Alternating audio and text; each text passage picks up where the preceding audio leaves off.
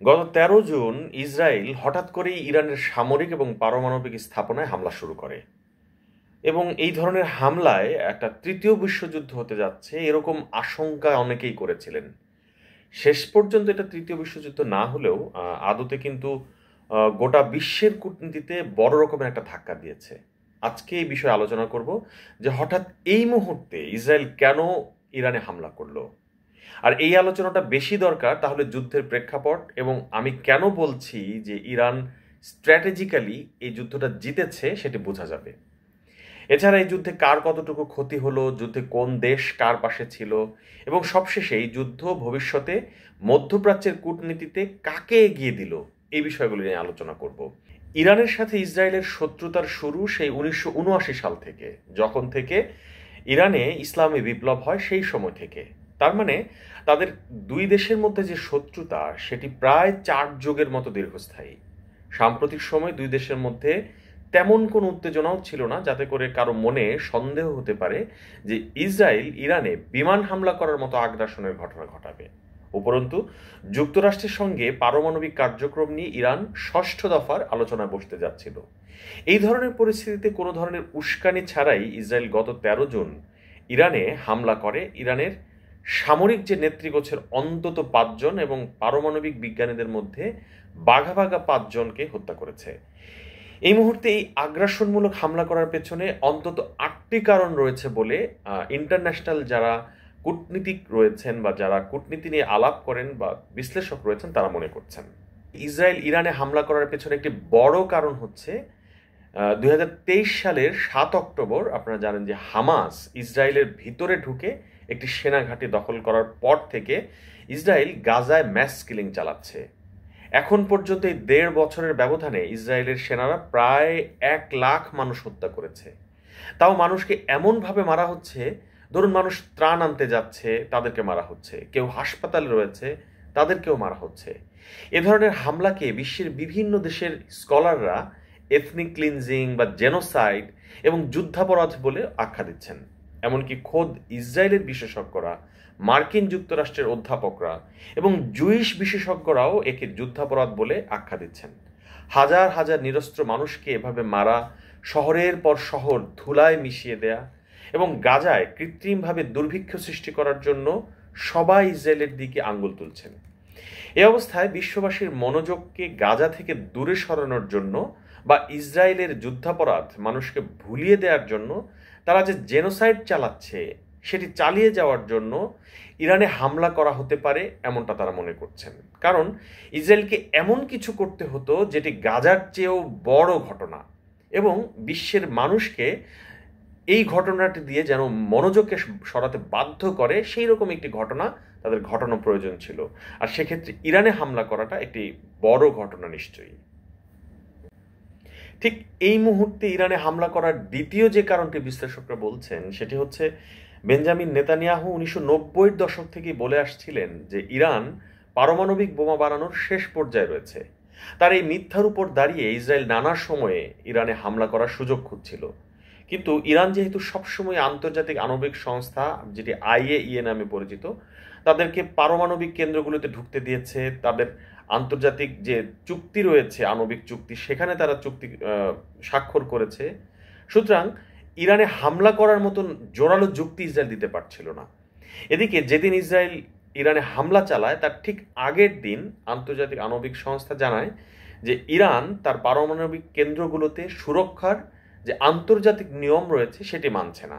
একই সঙ্গে ইরান ইউরেনিয়ামের যে সংগ্রহ সেটি তারা বাড়াচ্ছে।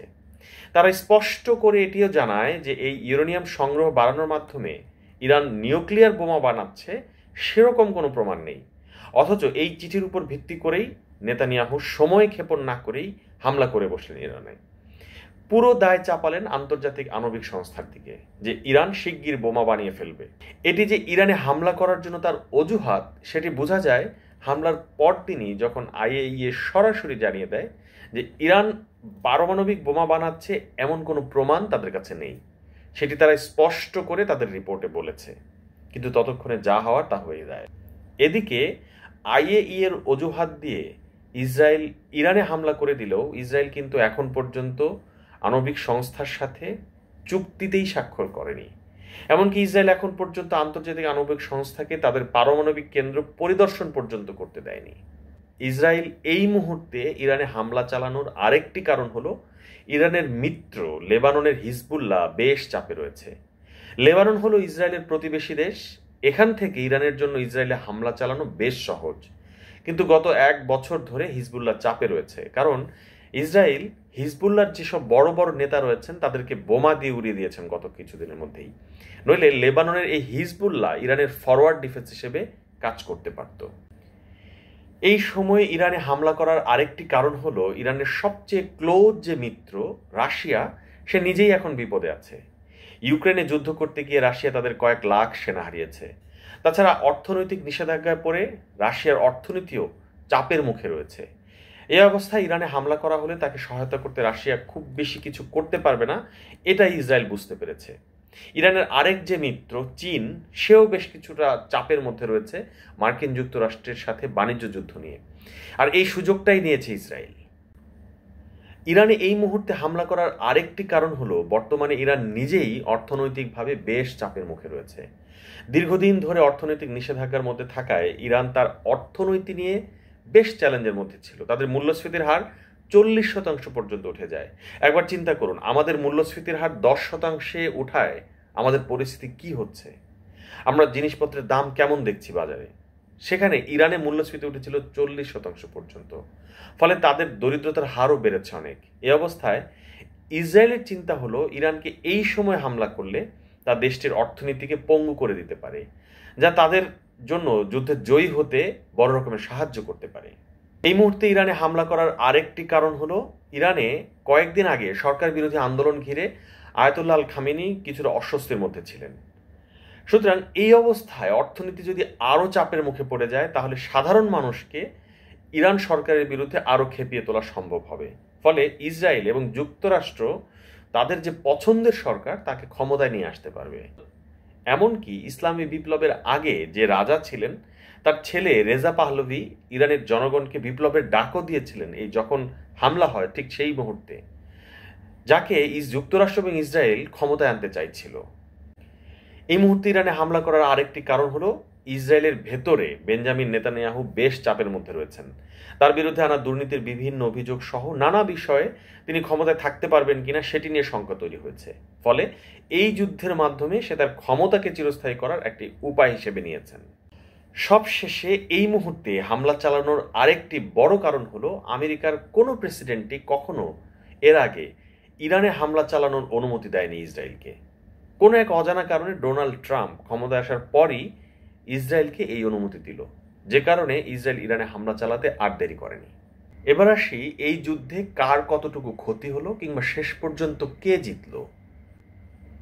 প্রথমেই বলি ইসরায়েলের দৃষ্টিকোণ থেকে। ইসরায়েল দীর্ঘদিন ধরে ইরানে হামলা করার কথা বললেও এবার প্রথম ইরানে সরাসরি হামলা করলো, সেটিও নাতানজ ও ইস্পাহানের মতো গুরুত্বপূর্ণ পারমাণবিক স্থাপনায়। তারা দাবি করছে যে ইরানের পারমাণবিক বোমা বানানোর কার্যক্রমকে তারা ধ্বংস করে দিতে পেরেছে। তবে সবচেয়ে বড় বিষয় হলো ইসরায়েল যেটি পেরেছে সেটি হলো তাদের মোসাদ যে কতটা দক্ষ এবং বিচক্ষণ সেটি তারা আবারও প্রমাণ করতে পেরেছে। ইরানের সামরিক নেতৃবৃন্দ কোথায় থাকেন সেটি স্পষ্ট এবং একেবারে পিন পয়েন্ট করে সেখানেই হামলা করার মাধ্যমে তাদেরকে হত্যা করতে তারা পেরেছে। তাছাড়া ইরানের বেশ কয়েকজন গুরুত্বপূর্ণ পারমাণবিক বিজ্ঞানীদেরকেও তারা হত্যা করতে সমর্থ হয়েছে। তাদের গোয়েন্দা জাল এতটাই বিস্তৃত যে ইরানের যেসব ড্রোন হামলা হয়েছে তার বড় অংশ ইরানের ভিতর থেকেই উড়ানো হয়েছে, যে কারণে ইরানের প্রতিরক্ষা ব্যবস্থা এসব হামলা প্রতিহত করতে কিন্তু ব্যর্থ হয়েছে। এর বাইরে ইসরায়েলের সফলতা হলো অবশেষে ইসরায়েল সীমিত পরিসরে হলেও মধ্যপ্রাচ্যে তার শুরু করা কোনো যুদ্ধে যুক্তরাষ্ট্রকে জড়াতে সক্ষম হয়েছে। এর আগে 1967 এবং 1973 সালের যুদ্ধেও যুক্তরাষ্ট্র ইসরায়েলকে নানা উপকরণ দিয়ে বা যুদ্ধ সরঞ্জাম দিয়ে সহায়তা দিয়েছিল, কিন্তু সরাসরি অভিযান চালায়নি। এবার যুক্তরাষ্ট্র এ যুদ্ধে সরাসরি অংশগ্রহণ করে, কারণ যুক্তরাষ্ট্র ইরানের পারমাণবিক স্থাপনা ফর্দ, নাতানজ এবং ইস্পাহানে 22 জুন সরাসরি ব্লাস্টার বোমা নিক্ষেপ করে। ডোনাল্ড ট্রাম্প যে কারণে ইসরায়েলকে এই যুদ্ধে গ্রিন সিগন্যাল দিয়ে থাকুক, যুক্তরাষ্ট্রের বাংকার ব্লাস্টার বোমা ফেলার আগেই ইরানের সেখান থেকে ইউরেনিয়াম সরিয়ে ফেলা, আবার ইরান যে কাতার ও ইরাকের মার্কিন ঘাঁটিতে হামলা করেছে, সেখানে কোনো হতাহতের ঘটনা না ঘটা বড় রকমের নাটকীয়তাই বলতে হয়। এই যুদ্ধ যেন শেষ পর্যন্ত তৃতীয় বিশ্বের যুদ্ধের দিকে না গড়ায়, এই নাটকীয়তার পেছনে সেরকম কোনো কাজ বা চিন্তা থাকতে পারে, এরকম সম্ভাবনা রয়েছে। কারণ যুক্তরাষ্ট্র সাপও মারতে চায়নি, আবার লোক দেখানো বাড়িও মারছে যেন লাঠি না ভাঙে। তার প্রমাণ হলো শেষ পর্যন্ত পেন্টাগনের মূল্যায়ন বলছে যে ইরানের পারমাণবিক স্থাপনায় যুক্তরাষ্ট্রেও যে বিমান হামলা চালিয়েছে তাতে দেশটির পারমাণবিক কর্মসূচি কিন্তু ধ্বংস হয়নি। এই হামলা দেশটির পারমাণবিক কার্যক্রমকে শুধুমাত্র কিছুদিন বা কয়েক মাস পিছিয়ে দিয়েছে, এমনটাই তারা মনে করছে। এবার আসি ইরানের প্রেক্ষাপটে লাভ ক্ষতির বিবেচনায়। তার আগে একটি কথা বলা প্রয়োজন, সেটি হলো এখনকার দিনে কতজন মানুষ মারা গেল বা কার কতটুকু সম্পদের ক্ষয়ক্ষতি হলো তা দিয়ে কিন্তু যুদ্ধের জয় পরাজয় হিসাব করা হয় না, বরং স্ট্র্যাটেজিকভাবে কে এগিয়ে গেল সেটি দিয়েই জয় পরাজয় বিবেচনা করা হয়। আর এখানেই ইরান এগিয়ে গেছে। হ্যাঁ, এই যুদ্ধে ক্ষতির বিবেচনায় ইরানেরই বেশি ক্ষতি হয়েছে, তবে স্ট্র্যাটেজিকভাবে ইরান এগিয়ে গেছে। এই যুদ্ধে ইরানের কতটা ক্ষতি হয়েছে সেটি পশ্চিমা মিডিয়া ফলো করলে কিন্তু বোঝা যাবে না, বোঝা যাবে অন্য দেশের মিডিয়াগুলো ফলো করলে। আর্থিকভাবে এবং ধ্বংসযজ্ঞের দিক থেকে ইরানের ক্ষতি অনেক বেশি হয়েছে ইসরায়েলের তুলনায়। এই যুদ্ধে ইরানের সবচেয়ে বড় ক্ষতি হলো তার বেশ কয়েকজন বড় বড় সেনা কমান্ডার এবং বড় বড় পারমাণবিক বিজ্ঞানীদেরকে তারা হারিয়েছে। তাদের ধুঁকতে থাকা অর্থনীতি আরও চাপের মধ্যে পড়ে যাবে এবং 500-রও বেশি সাধারণ মানুষ কিন্তু জীবন হারিয়েছে এই যুদ্ধে, এবং যেখানে ইসরায়েলের সংখ্যাটা কিন্তু 100-রও কম, এবং তাদের পারমাণবিক কেন্দ্রগুলো কিন্তু ক্ষতির মধ্যে পড়েছে। তাছাড়া ইরানের গোয়েন্দা ব্যর্থতা এই যুদ্ধের মাধ্যমে তীব্রভাবে ফুটে উঠেছে। আর ইরান লাভবান হয়েছে যে জায়গায়, সেটি হলো ইসরায়েল ভেবেছিল যে ইরানে হামলা করে ইরানকে গাজার মতো ধুলায় মিশিয়ে দেওয়া সম্ভব হবে, সেটি তারা করতে পারেনি। তারা ভেবেছিল যে ইরানের ভিতরে যে আন্দোলন চলছিল, সরকার বিরোধী আন্দোলন, তা আরও তীব্র হয়ে বিপ্লবের মতো কোনো ঘটনা ঘটতে পারে। আদতে হয়েছে উল্টো। ইরানের জনগণের মধ্যে যে বিভেদ ছিল সেটি এই যুদ্ধের পর কিন্তু দূর হয়ে গেছে। অনেক ইরানি যারা ইসলামিক রিপাবলিক এবং বর্তমান সরকারের কট্টর বিরোধী, তারাও ইসরায়েলের হামলার পর সরকারকে সমর্থন দিয়েছেন। ইরানিরা ইসরায়েলের এই হামলাকে সরকারের উপর হামলা নয়, বরং তারা আসলে গোটা যে দেশ এবং জাতির উপর শত্রুর হামলা, এরকমটাই কিন্তু তারা বিবেচনা করেছেন। সুতরাং ইরানে গণঅভ্যুত্থানের যে স্বপ্ন ইসরায়েল দেখেছিল সেটি আসলে নষ্ট হয়ে যায়। সবচেয়ে বড় লাভ ইরানের যে জায়গায়, সেটি হলো ইরান পাল্টা মিসাইল হামলায় তেল আবিব এবং হাইফার মতো শহরে বড় বড় আঘাত হানতে কিন্তু সক্ষম হয়েছে।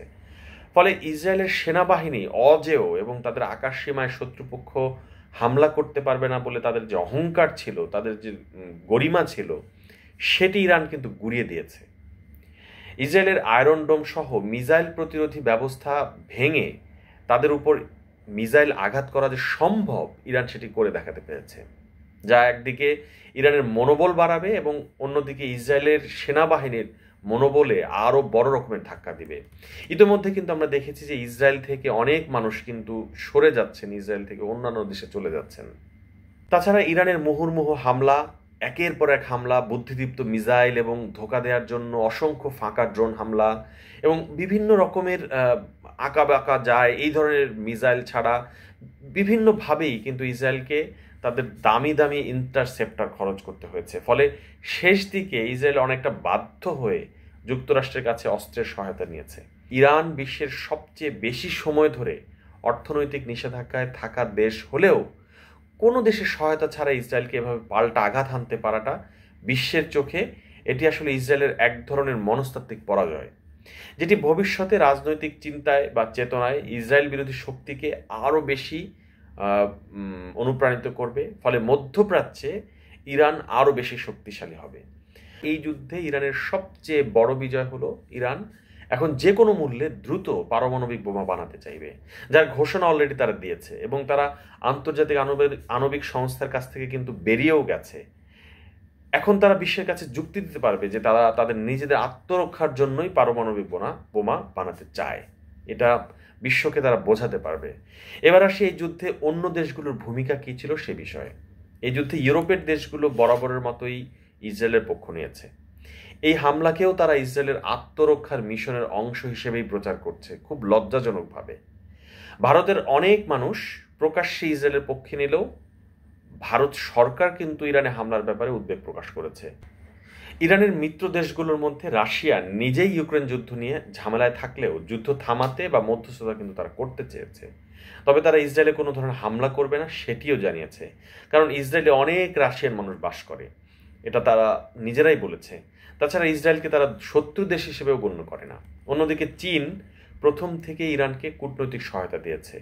বিশেষ করে যুক্তরাষ্ট্র নিজেই যখন যুদ্ধে জড়িয়ে যায় সেটি চীন তীব্রভাবে নিন্দা করেছে। তবে চীনের সংযম এই যুদ্ধকে তৃতীয় যুদ্ধ থেকে রক্ষা করেছে বলে অনেকেই মনে করেন, কারণ যুক্তরাষ্ট্র এই যুদ্ধে জড়িয়ে যাওয়ার পর চীন সেখানে একটি পক্ষ হয়ে যাওয়ার কিন্তু তীব্র রকমের ভয় ছিল।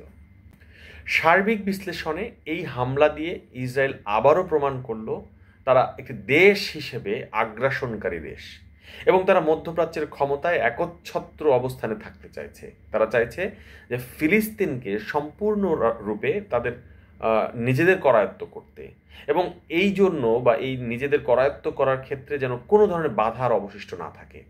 আর এখানে ইরানই ছিল তাদের একমাত্র ভয়ের কারণ। তবে ইরানে হামলা করতে গিয়ে তারা যে পাল্টা হামলার শিকার হয়েছে, ইসরায়েলের মধ্যপ্রাচ্যের কূটনীতিতে ইসরায়েলকে কিন্তু এই বিষয়টি ব্যাপকভাবে পিছিয়ে দিবে।